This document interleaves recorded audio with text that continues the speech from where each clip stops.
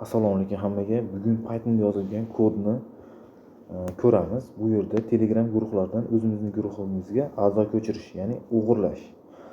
Boshqa guruhdan o'zimizning guruhga a'zo ko'chiramiz. Mana boshlandi. Progress bar bilan pastroqqa ko'taramiz. Mana uni tepaga ko'targanimizda pastdan barcha ko'chirilayotgan a'zolar soni, qachon ko'chirilayotgan vaqtlari va qaysi guruhga ko'chirilayotganlari hammasini ko'rishimiz mumkin.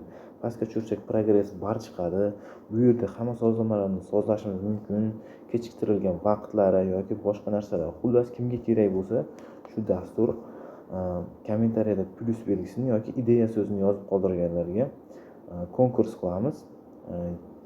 2 kishiga shu dasturni bepul beraman. Yoki pulli versiyasi ham bor. Agar pulga sotib olmoqchi bo'lganlar direct yozish mumkin bemalol. Spam bo'lish ehtimoli juda past. 100% dan 10% spam bo'lishi mumkin. Spam bo'lgan jarayonda ham 80-70% a'zolarni ko'chirish imkoniyati mavjud. Hech qanday cheklovlar yo'q.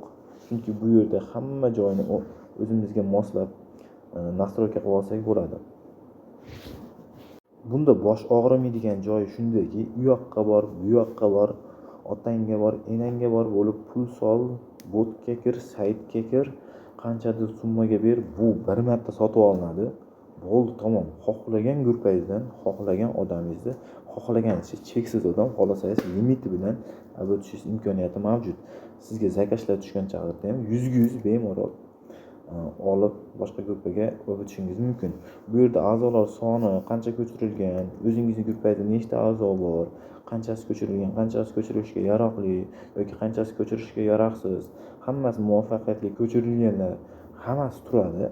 Faqat buni nastroyka qilishni bemalol nastroyka qilib olishingiz mumkin. Buni nastroyka qilishni o'zim o'rgataman. Bemalol direct yolishingiz mumkin. Chotki o'zim tuzganman bu dasturda. Bemalol direct yozsalaring, narxini kelishgan holatda pastroqqa beramiz. Yana qanaqa dasturlar kerak, Telegram buzish bo'yichami, xullas yalam hammasini qilib ko'ramiz.